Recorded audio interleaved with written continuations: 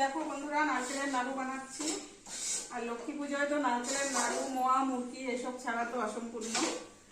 তো দেখো সকাল সকাল আজকে একদম ঘুম থেকে উঠে এখন এই যে নাড়ু, মোয়া, মুরকি এসব করব, তারপরে পুজোর জায়গা সাজাবো।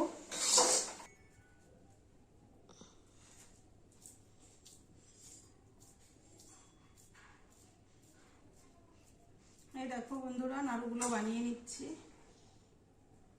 কেমন হচ্ছে নাড়ুগুলো একটু কমেন্ট করো, দেখতে কেমন হয়েছে। তো সব বানিয়ে নিয়ে তারপর আবার তোমাদেরকে দেখাবো। এত গরম না, তাড়াতাড়ি করে বানাতে পারছি না।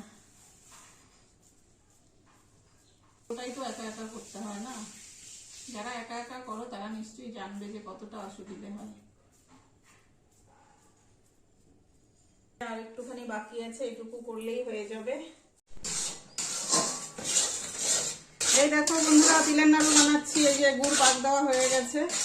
আমি তিলের নাড়ু যদিও খুব ভালো পারি না বানাতে, তবু চেষ্টা করছি। কেমন হবে জানি না, কেমন হয়। এই দেখো,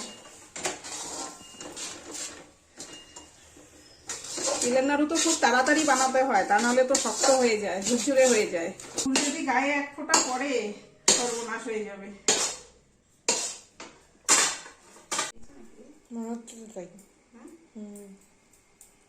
আমরা প্লেটগুলো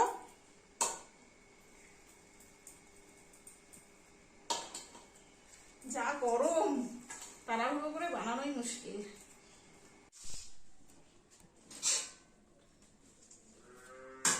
এই দেখো মুরকি বানাচ্ছি বন্ধুরা।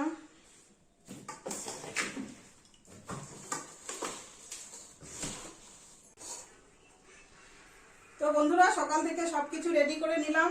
নাড়ু, মোয়া, মুরকি যা যা আর কি পুজোয় লাগে সবই রেডি করে নিয়েছি।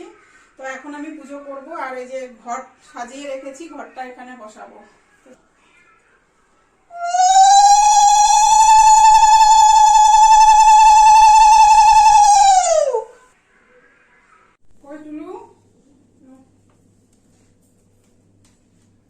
দেখো খিচুড়ি আর লাবড়া বানাচ্ছি।